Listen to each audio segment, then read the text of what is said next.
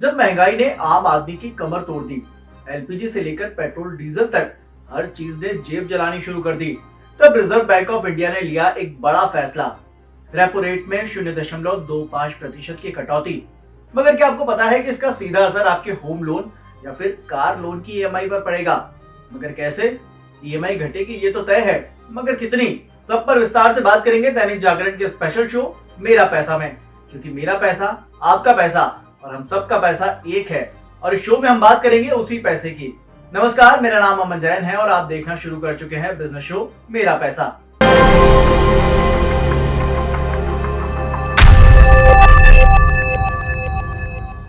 सीधा खबर पर आते हैं। आरबीआई ने रेपो रेट में 0.25% की कटौती की है। लगातार दूसरी बार है जब आरबीआई ने रेपो रेट घटाया हो। नए गवर्नर की अगुवाई में ये दूसरी मौद्रिक बैठक हुई और लगातार दूसरी राहत भी। पहले ये बयान सुनिए, फिर पूरी कहानी समझाएंगे।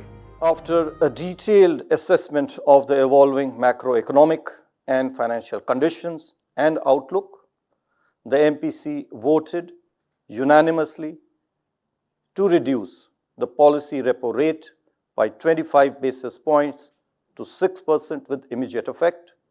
I repeat, the MPC voted unanimously to reduce the policy repo rate by 25 basis points to 6% with immediate effect. पहले ये समझते हैं कि रेपो रेट की है क्या। दरअसल रेपो रेट वो दर है जिस पर आरबीआई बैंकों को शॉर्ट टर्म लोन देता है। ये एक तरह से बैंकों के लिए लोन ब्याज दर की तरह काम करता है। अब सवाल ये कि काम कैसे करता है ये? ऐसे समझिए, अगर रेपो रेट में बढ़ोतरी होती है तो इसका मतलब है कि बैंकों को लोन महंगा पड़ने वाला है, जिसका इनडायरेक्ट असर आपके लोन के ब्याज और ईएमआई पर देखने को मिलता है।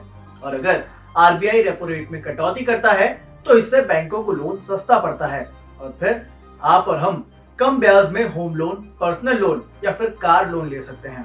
अब जैसे जैसे शहरों में घरों की कीमतें बढ़ती जा रही हैं, वैसे वैसे लोगों के लिए होम लोन एक जरूरत बन गया है, क्योंकि एक साथ 30 से 40 लाख रुपए देना हर किसी के बस की बात नहीं होती। इसीलिए लोग बैंकों से लोन लेते हैं और फिर उसे किश्तों में चुकाते हैं। ईएमआई में थोड़ा ब्याज जरूर लगता है, लेकिन सेविंग्स पर बोझ नहीं पड़ता। तो क्या अब घर लेना थोड़ा आसान होगा? आइए समझते हैं इस फैसले का पूरा गुणागणित।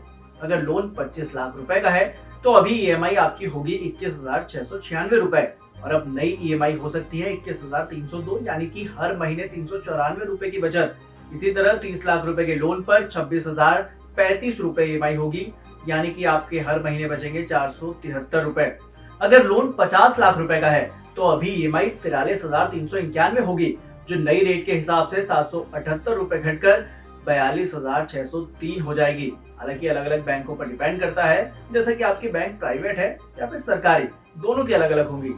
अब महंगाई की मार के बीच, पेट्रोल डीजल के बढ़ते रेट के बीच आरबीआई का ये फैसला वैसे ही है जैसे तपती दोपहरी में ठंडी फुहार। दरअसल हर 2 महीने बाद रेपो रेट का रिवाइज किया जाता है। इससे पहले आरबीआई की मौद्रिक समिति की बैठक में फरवरी 2025 को हुई थी। इस समय भी रिजर्व बैंक ऑफ इंडिया ने रेपो रेट में कटौती की थी। ये नए गवर्नर संजय मल्होत्रा के नेतृत्व में दूसरी मीटिंग हुई है। लगातार दूसरी बार ऐसा हुआ है कि आरबीआई ने रेपो रेट में कटौती का फैसला किया है। सवाल ये कि आखिर आरबीआई ने लगातार दूसरी बार रेपो रेट क्यों घटाया? दरअसल हमारे देश की केंद्रीय बैंक रेपो रेट में कटौती और बढ़ोतरी कर अर्थव्यवस्था में मनी सप्लाई पर नियंत्रण करने की कोशिश करती है। रेपो रेट में कटौती और बढ़ोतरी का फैसला कई तरह के महत्वपूर्ण तथ्यों को देखकर लिया जाता है। इनमें से एक महंगाई भी है। इससे पहले 7 अप्रैल को पेट्रोल डीजल के उत्पाद शुल्क बढ़ाया गया था। एलपीजी गैस के दामों में इजाफा होने की खबर से लोगों को बड़े झटके मिले हैं। इस बीच आरबीआई का फैसला जरूर राहत दे सकता है। तो अगर आप नया घर खरीदने की सोच रहे हैं तो अब आपके लिए सही मौका हो सकता है। ब्याज दरें नीचे आ रही हैं, ईएमआई भी कम हो रही है और धीरे धीरे लोन चुकाना भी अब आसान हो जाएगा।